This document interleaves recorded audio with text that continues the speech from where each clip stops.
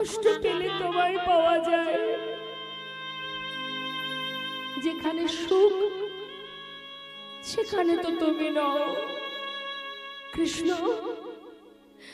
বাকি দিন কটা যেন হাজারো যন্ত্রণা হাজারো কষ্ট ভোগ করতে পারে। পাশে দাঁড়িয়ে ভীম ভীম বলছে, মা সারা জীবন কষ্ট পেলাম, দুঃখ পেলাম, বনে বনে জীবন কাটালাম, সবে মাত্র দাদা রাজা হলো, একটু সুখের নাগাল পেতে না পেতে তুমি আবার কেন দুঃখ চাইছো? তোমার কি স্বাদ মেটেনি দুঃখ পেয়ে? মা বললেন, ওরে ভীম, দুঃখ ছিল বলে কৃষ্ণ আমাদের সহায় ছিল। যেই না দুঃখের অবসান ঘটে গেল, কৃষ্ণ আমাদের ছেড়ে চলে যাচ্ছে। বাবা, কি হবে সেই সুখ যে সুখে কৃষ্ণ নেই? আমি সে সুখ চাই না বাবা। যদি সে সিংহাসন ছেড়ে নেমে আয়, যে সিংহাসনে বসলে চিরতরে কৃষ্ণ হারা হতে হয়, সেই সিংহাসন আমার প্রয়োজন নেই। ভগবান রথ থেকে নেমে এসে কুন্তী পিসিমাকে বুকের মধ্যে জড়িয়ে ধরলেন। কেন গো মা? যারা কৃষ্ণ ছাড়া আর জানে না, এই জগতের যত সুখে আপনি তাকে ভরে দেন না কেন, যেখানে গোবিন্দ নেই, যেখানে কৃষ্ণ নেই, সেখানে সে থাকতে পারবে না মা। তাই বললেন, নেমে আয় বাবা, ওই সিংহাসনে বসলে চিরতরে কৃষ্ণকে হারা হতে হবে। বাবা, সোনার সিংহাসনে বসে থেকে চিরকালের নেই কৃষ্ণ হারা হতে পারবো না। নেমে আয়। ভগবান বললেন, পিসিমা, আমার জন্য তুমি সোনার সিংহাসন ত্যাগ করতে চাও? বেশ পিসিমা, যখনই তুমি আমাকে স্মরণ করবে আমি তোমার সামনে এসে দেখা দেব, কথা দিলাম। ভগবান কৃষ্ণচন্দ্র কুন্তী পিসিমাকে সান্ত্বনা দিয়ে হস্তিনাপুর থেকে রথে উঠে যখনই মা পথে নেমে কিছুটা পথে গেছে, পিছন থেকে আর এক মা চিৎকার করে উঠলেন, মাধব!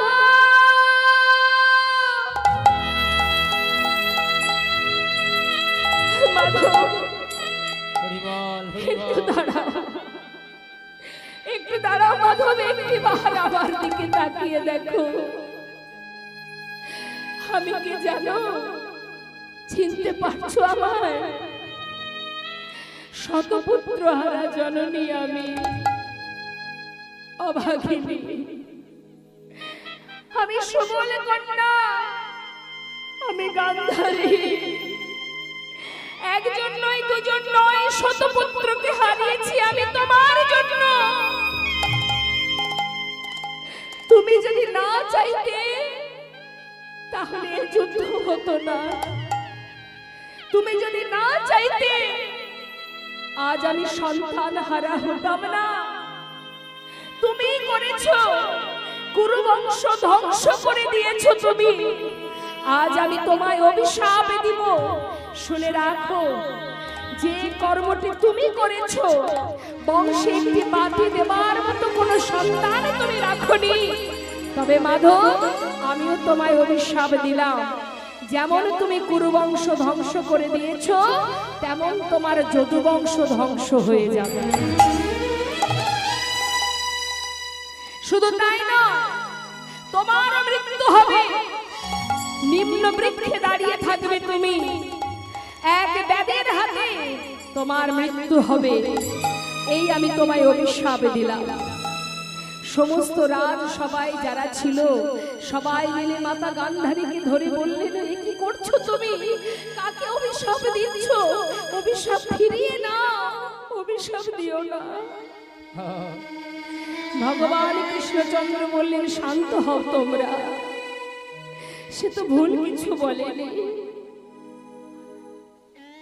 দেখো, কুরুক্ষেত্রের যুদ্ধের পর জয়ের আনন্দ যেমন আমি উপভোগ করেছি, তেমনি যারা পরাজিত হয়েছে সেই পরাজয়ের কষ্ট আমি পেয়েছি। সকলে মায়ের আশীর্বাদ যেমন আমি নিয়েছি, তেমনি সকলে মা সন্তান হারা হয়েছে, সেই সকলে মায়ের অভিশাপও আমি মাথায় নিতে চাই। মা, তুমি তো ভুল কিছু বলনি, তোমার কথাই যেন সত্য হয়। কথা দিলাম তোমার কথাই সত্য হবে। কথা দিয়েছিল মা, সেই ভগবান কৃষ্ণচন্দ্র মাতা গান্ধারীকে কথা দিয়েছিল যে যদুবংশ ধ্বংস হবে, তোমার অভিশাপই সত্য হবে। এবার সেই 56 কোটি যদুবংশ ভগবানের সন্তান, তারা যখন সবাই বড় হলো মা, এমন ভাবে তারা নিজেরা চলতে শিখলো, ধরাকে সরা জ্ঞান করতে শুরু করলো। ওই 56 কোটি যদুবংশের মধ্যে একটি ছেলে ছিল অনেকটা মেয়েদের মতো দেখতে, যার নাম শাম্ভ, ভগবানের সন্তান। এখন সেই শাম্ভকে মেয়েদের মতো দেখতে বলে আর সবাই কি করেছে, ওকে একটা শাড়ি পরিয়েছে, একটা কাপড় পরিয়ে পেটের উপরে একটা কড়া বেঁধে জঙ্গলে নিয়ে গেছে, যেখানে মুনি ঋষিরা বসে বসে ধ্যান তপস্যা করে। সেই মুনিদের কাছে গিয়ে বলছে, এই যে মুনিবর, ও মুনিবর, বলো তো এর গর্ভে কে জন্ম নেবে? মুনিবর তো সবই বুঝতে পারছে মা, বারবার বলছে তোমরা ঘরে চলে যাও, এইভাবে আমাদের সেবায় বাধা দিও না, যাও, আমরা সবাই সাধনায় করছি, সাধনায় বিঘ্ন ঘটিও না, ঘরে চলে যাও। কিন্তু কোনো কথাই শুনছে না, তারা সবাই মিলে জোর করে ধরেছে, ও মুনিবর, তোমরা না যুগ যুগ ধরে সাধনা করো, হ্যাঁ, কেমন সাধনা করো তোমরা, বলতে পারছো না এর গর্ভে কে জন্মাবে? তখন সেই মুনি রেগে গিয়ে বলে উঠলেন, তবে শোন, জানতে চাইছিস এর গর্ভে কে জন্ম নেবে? এর গর্ভে যে জন্ম নেবে তার হাত দিয়ে এই 56 কোটি যদুবংশ ধ্বংস হয়ে যাবে। তাই গৌর হরে। এই কথা শুনে ছুটতে ছুটতে তারা ঘরে ফিরে গেল। কিছুদিনের মধ্যেই ওই যে গর্ভে যে কড়াটা বেঁধেছিল মা পেটে, সেটা ফাল হয়ে প্রসবিত হলো। আর যেই না ফাল হয়ে প্রসবিত হলো, সেই ফালটা নিয়ে ভগবানের কাছে গেলেন। ভগবান সেটাকে দেখেই চিনতে পেরেছে, বুঝতে পেরেছে। দেরি না করে সকলকে বললেন, তোমরা এক কাজ করো, এই ফালটা নিয়ে গিয়ে ওই নদীর ধারে যে পাথর আছে, পাথরে গিয়ে ঘষে ওটাকে শেষ করে দাও। এখন সবাই মিলে সেই ফালটা নিয়ে নদীর ধারে গেছে। নদীর ধারে গিয়ে পাথরে ঘষছে বাবা, যত ঘষছে তত ফেনা বাহির হচ্ছে মা, আর ফেনাগুলো নদীর ধার বরাবর যাচ্ছে। আর যখন ধার বরাবর যাচ্ছে, ওই ফেনা থেকে আস্তে আস্তে নদীর ধারে নল খাগড়ার গাছ তৈরি হচ্ছে। আর ঘষতে ঘষতে যখন আর এতটুকু বাকি আছে, চিন্তা করছে এটা দিয়ে আর কি বা হবে, সেটাকে জলের মধ্যে ছুঁড়ে ফেলে দিয়েছে। আর যেই না জলে ফেলে দিয়েছে, খেয়েছে এক মাছ। ওই ফালটা এক মাছে খেয়েছে। সেই মাছটির নাম কি? রাঘব বোয়াল। এখন এক ধীবর গেছে মাছ ধরতে বাবা, মাছ ধরতে গিয়ে জালের মধ্যে রাঘব বোয়ালকে পেয়েছে। সেটাকে তীরে তুলে নিয়ে যেই না কর্তন করেছে, পেটের মধ্যে সেই ফালটা পেয়েছে। এখন ধীবরের আর কি করবে? ধীবর মানে কি মা? যারা মাছ ধরে, হ্যাঁ। তা এখন ধীবর চিন্তা করছে এই ফাল দিয়ে আমার আর কি বা হবে, সে একটা জঙ্গলে ছুঁড়ে ফেলে দিয়েছে। আর যেখানে ফেলে দিয়েছে সেই জঙ্গলে এক ব্যাঘ, যারা পাখি ধরে, তারা ওই জঙ্গলে পাখি মারতে গিয়ে ওই ফালটা দেখতে পায়। যেই দেখেছে মনে মনে ভাবছে, বাহ, ফালটা তো বেশ সুন্দর, তীরে লাগাই যদি বিধে রাখা যায়, পাখি মারতে আরো ভালো হবে। সে কি করেছে, ফালটা নিয়ে ওই তীরে লাগাই বিধে রেখেছে। তাহলে সেই ব্যাধটিকে, হৃদয় গৌর হরি বল, ওই ব্যাধই তো গোবিন্দকে মারবেন। তাহলে সেই ব্যক্তিকে যিনি হলেন বালিপুত্র অঙ্গদ, নিতাই গৌর হরি, যিনি হয়েছেন এই দাপর যুগে জরা নামের ব্যাট। বালিপুত্র অঙ্গদ যেদিন ভগবান রামচন্দ্র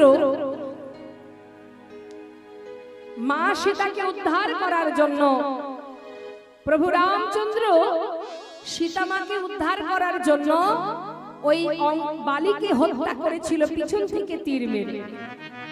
তা পিছন থেকে যখন তীর মেরে হত্যা করেছে, ভগবান যখন তীর মেরে হত্যা করেছে বাবা, তখন সেই অঙ্গদ কিন্তু জানতো না যে আমার পিতাকে কে হত্যা করেছে।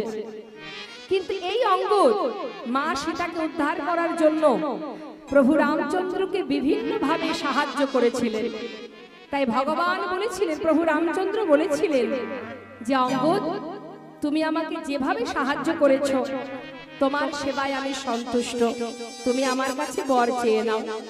তখন সেই অঙ্গদ বলেছিল, হে প্রভু, যদি তুমি বর দিতে চাও তবে দাও, যে বিনা যুদ্ধে বিনা কারণে আমার পিতাকে পিছন থেকে তীর ভেদ করে হত্যা করেছে, আমিও যেন তাকে তীর ভেদ করে প্রাণে মারতে পারি। এই আশীর্বাদ দিয়েছিলেন ভগবান, তথাস্তু তাই হবে অঙ্গদ। সেই অঙ্গদই কিন্তু জরা নামের ব্যাট। ভগবান সবকিছু ব্যবস্থা করলেন মা। ওই যে নল খাগড়ার গাছগুলো তৈরি হলো, প্রভাসের তীরে প্রভু যখন যজ্ঞ করবেন 56 কোটি যদুবংশ সবাই সেখানে যাবে। কিভাবে মাতা গান্ধারীর অভিশাপ কাজে লাগবে না, যখন তারা নদীর ধারে একে অপরের সঙ্গে কথা কাটাকাটি করবে, কথা কাটাকাটি করতে করতে কিছুক্ষণ পর তাদের মধ্যে আবার হাতাহাতি অর্থাৎ মারামারি শুরু হবে। এবার হাতাহাতি যখন হবে তখন মারবে কি করে, ওই যে নল খাগড়ার গাছ, এক একটা করে নল খাগড়ার গাছ নিয়ে যে যাকে আঘাত করবে সেই ভূমিতে পতিত হবে। এইভাবে 56 কোটি যদুবংশ ধ্বংস হয়ে যাবে। আর ভগবান তিনি কি করবেন, নিম্ন বৃক্ষের ডালে বসে থাকবেন, চরণটা দুলবে। আর এই যে ব্যাধ, জরা নামের ব্যাধ, সে বনে পাখি মারতে গিয়ে মাছরাঙা পাখি ভেবে যেই না তীর ভেদ করবে, ভগবান তিনি ভূমিতে পতিত হবে। এটাই ছিল তাদের মনে বাসনা। এবার গোবিন্দ বিলম্ব না করে তিনি যজ্ঞের ব্যবস্থা শুরু করলেন। বৃন্দাবন ছেড়ে তিনি চলে গেলেন দ্বারকায়। আর এদিকে বৃন্দাবনের অবস্থা কি মা? ভগবান যখন চলে গেলেন দ্বারকায়, বৃন্দাবনের অবস্থা কি? যে কৃষ্ণ সদা সর্বদাই সখাগণকে নিয়ে, ধেনুবৎসকে নিয়ে বনে যায়, খেলা করে, নানাবিধ নিত্য নতুন লীলা করে, মা যশোমতীর কোল আলো করে সন্তান। কিন্তু যখন সেই গোপাল চলে গেল, তখন গোটা বৃন্দাবন বিরহের তাপে সকলে বিভোর হয়ে আছে। হরি বল, হরি বল। ভগবান কৃষ্ণচন্দ্র আমার দ্বারকায় গিয়ে রাজা হয়ে বসে আছে। আর এদিকে আমার প্রেমময়ী রাধারানীর কি অবস্থা মা? সখী বেষ্টিত হয়ে মাটির উপরে চোখের জল দিয়ে সুন্দর করে মাটিটাকে ভিজিয়ে সেখানে প্রাণবধূর বদন চিত্র অঙ্কন করছে, ছবি আঁকছে। কেমন ভাবে? পদাবলিতে একটা একটা করে আমরা শুনবো, পদের মধ্যে মন দেবেন। কি বলছি? কৃষ্ণ কৃষ্ণ বলি কাঁদে বাহু তুলি, মরমে দারুণ ব্যথা গো। কৃষ্ণ কৃষ্ণ বলি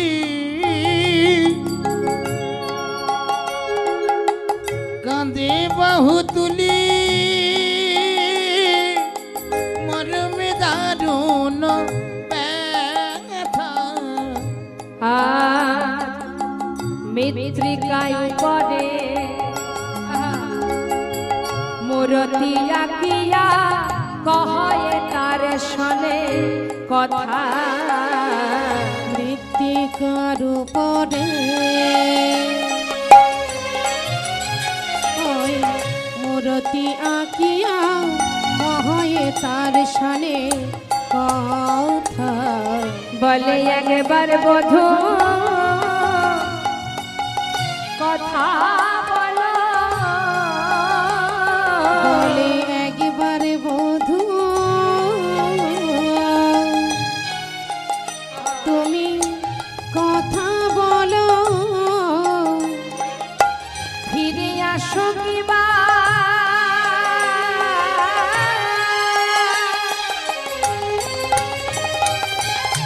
নাইবা আসো। ওমা, এই জগতের ভালোবাসা আর আমার রাধারানীর ভালোবাসা কেমন পার্থক্য দেখুন। এই জগতে কেউ যদি কাউকে ভালোবাসে, এই জগতে যদি কেউ কাউকে ভালোবাসে তাকে কি বলে? শোনো, কারোর দিকে তাকাবে না, বলে না আমায় ছেড়ে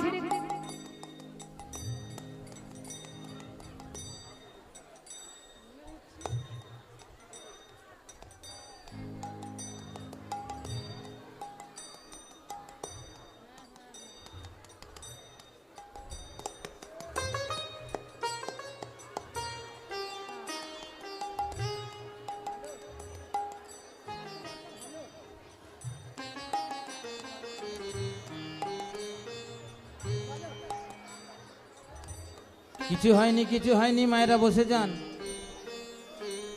বসুন বসুন।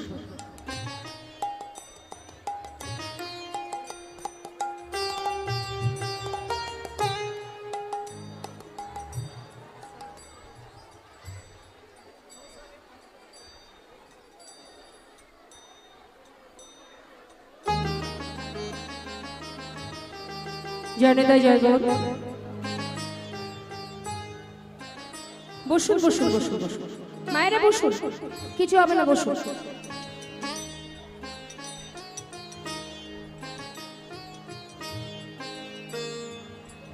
হ্যাঁ হ্যাঁ হ্যাঁ, ঠিক আছে ঠিক আছে, কথা নয়, বসুন বসুন। ভয় পাওয়ার কিছু নেই, চলে গেছে তো, বাস ঠিক আছে, বসুন। ওমা বসুন, হ্যাঁ বসুন বসুন। জানে তাই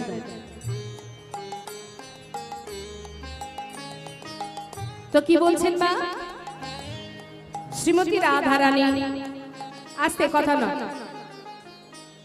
রাধারানী আমার সুন্দরভাবে মাটির উপরে, মৃত্তিকার উপরে ছবি আঁকছে প্রাণবধূর। আর কি বলছে? অগবধূ ফিরে আসো কিবা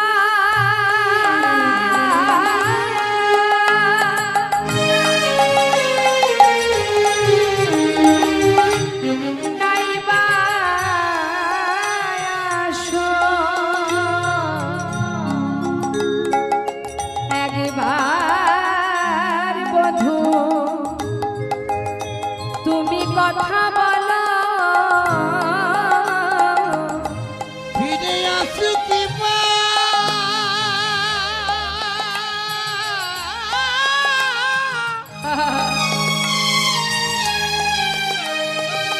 তুমি নাইবা আসো। একেবারে বধূ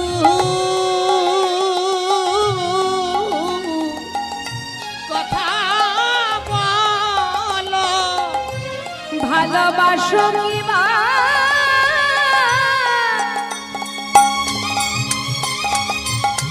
নাইবা বাসো। তাতে কোনো দুঃখ না, এটাই হচ্ছে প্রকৃত ভালোবাসা মা। এই জগতের ভালোবাসা আমায় ছেড়ে আর কারোর দিকে তাকাবে না, তাই না? এখানে যেতে পারবে না, ওখানে যেতে পারবে না, সারাক্ষণ শুধু আমাকেই দেখবে আর কারোর দিকে নজর দেবে না। এটা হচ্ছে আমাদের ভালোবাসা। আর রাধারানী কি বলছে? অবধূ তুমি আমায় ভালোবাসো বা না বাসো আমার কোনো দুঃখ নাই, আমি যেন তোমায় ভালোবাসতে পারি। হরি বল হরি বল। ভালোবাসো কিবা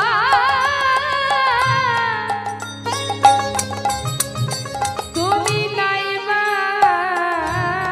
বাসো। একবার শুধু কথা বলো ভালোবাসে কিবা হরিব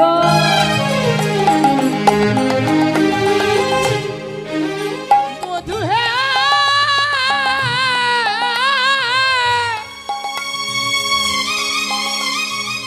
তুমি নাই বা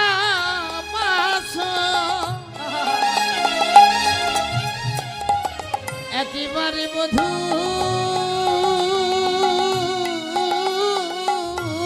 হরিব কথা বলো। শ্রীমতী রাধা রানী আমার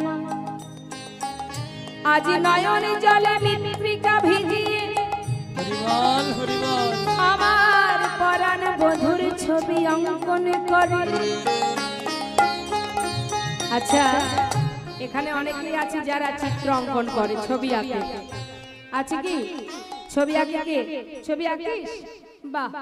আচ্ছা বল দেখি, মানুষের ছবি আঁকতে গেলে কোথা থেকে শুরু করতে হয়? আচ্ছা, তাহলে মাথা থেকে, মস্তক থেকে ছবি আঁকতে হয়, তাই তো? শুরু করতে গেলে হয় চরণ থেকে, না হলে মস্তক থেকে, এটাই নিয়ম তো। তাই এবার দেখ, আমাদের বিশ্বভানু রাজনন্দিনী প্রেমময়ী রাধারানী মা, তিনিও পরাণ বধুর চিত্র অঙ্কন করছে। কিভাবে ছবি আঁকছে, কি বলছে পদাবলিতে একটু ধ্যান দিতে হবে। কি বলছে? আঁকিয়া সে কোটি পরাই ঘটে, আহা কত না যতন করি। ও গো রাধে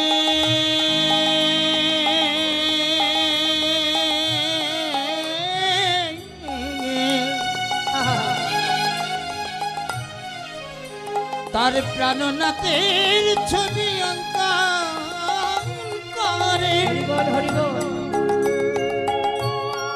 প্রেমময়ী রাধে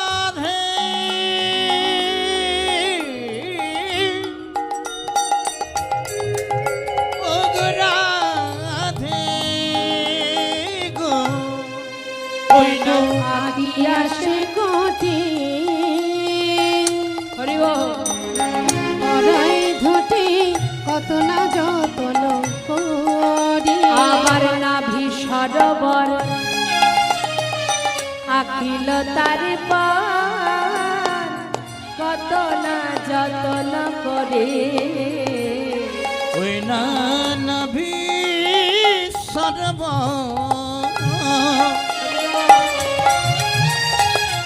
আকিল তার পার, কত না যত্ন করি। রাধারানী জীবনের কষ্টটা একবার অনুভব করো। আমরা ভগবানকে ভালোবেসে তার কাছে সর্বদাই সুখ কামনা করি, তাই না?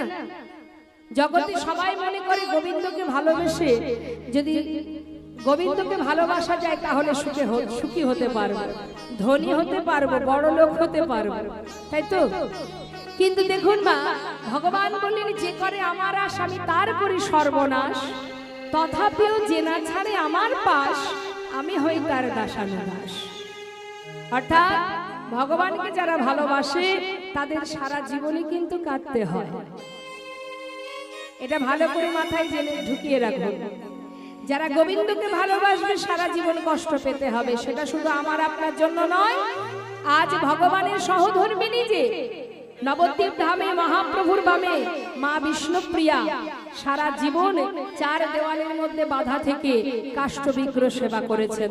গৌর হরি মা বিষ্ণুপ্রিয়াকে বিবাহ করে ঘরে আনার পরই সন্ন্যাসী হয়ে চলে যান।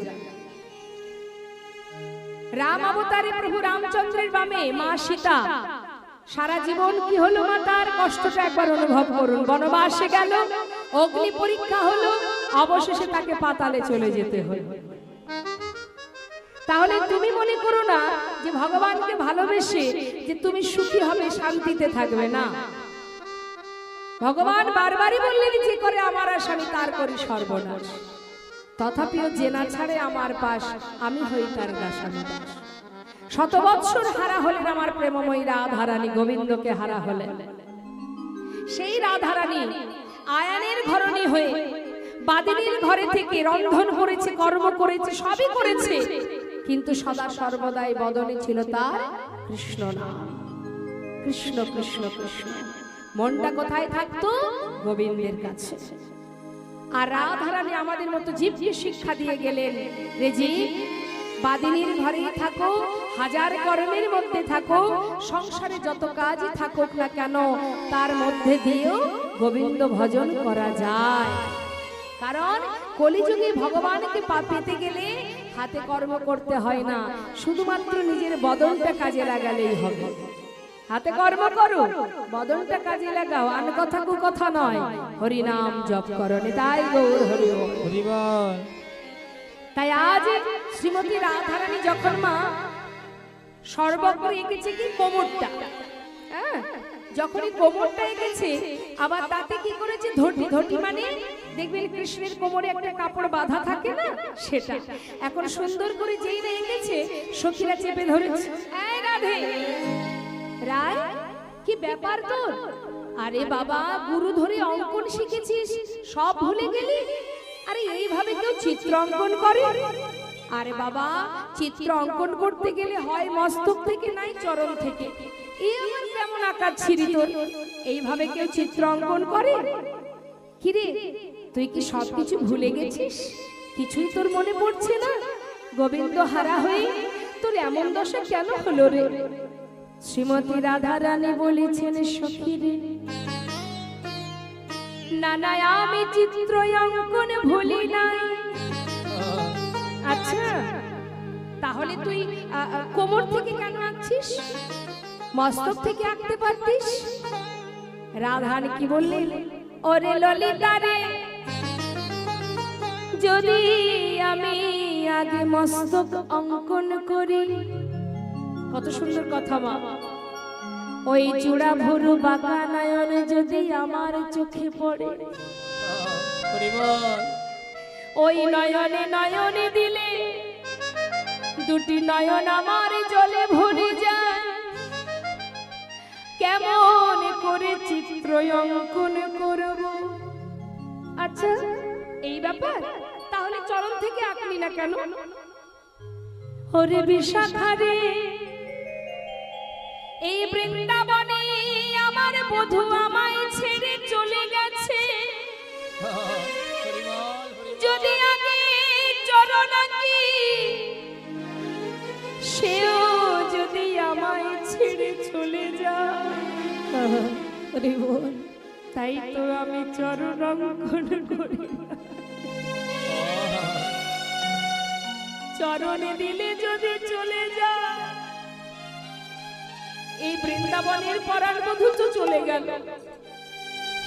এখন এই চিত্র অঙ্কন করতে গিয়ে যদি সবার আগে চরণটা দিই, সেও যদি হেঁটে চলে যায়, আমি কি নিয়ে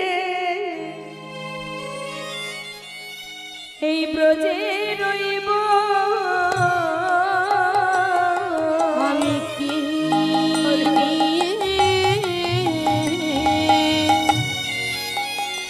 এই ব্রজে রহিব? সখীর চরণ দিলে যদি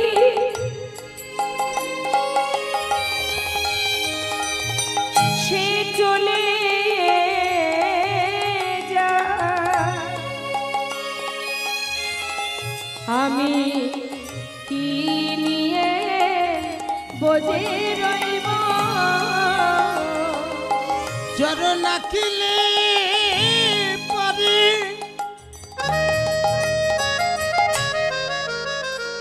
ললিতা রে,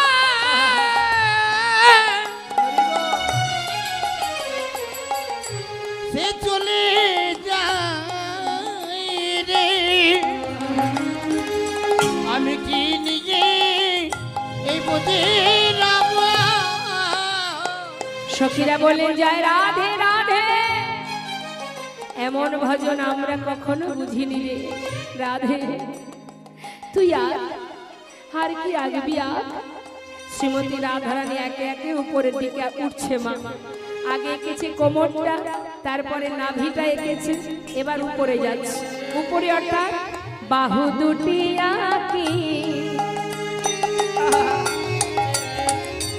ছলো ছলো আখি ওগো বাঁশিটি দিল সে করে ওই না বাহু দুটি আঁকি ছলো ছলো আঁকি বাঁশিটি দিল সেই করে। কি করেছে বাবা? হাত দুটো এঁকেছে রাধা রানী, হাত দুটো অঙ্কন করে তাতে বাঁশি এঁকে দিয়েছে। আর যেই না বাঁশিটা এঁকে দিয়েছে, চিত্রটা কেমন হয়েছে যেন মনে হচ্ছে গোবিন্দ বাঁশি নিয়ে দাঁড়িয়ে আছে। রাধা রানী সেই দৃশ্য দর্শন করে আবার বলে উঠলেন, ও গো পরাণ বধূ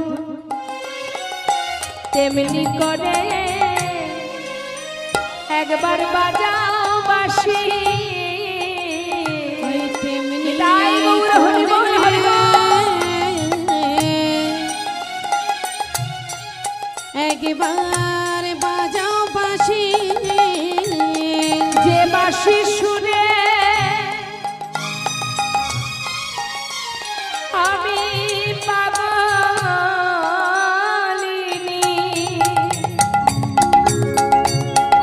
তেমনি করে বাজাও বাঁশি। যে বাঁশি শুনে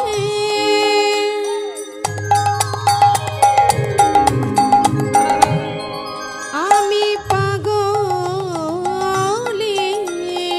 হরি বল, হরি বল। ওই তেমনি করে বাজাও বাঁশি। কণ্ঠ কুম্ভ কিবা অনুপম শোভা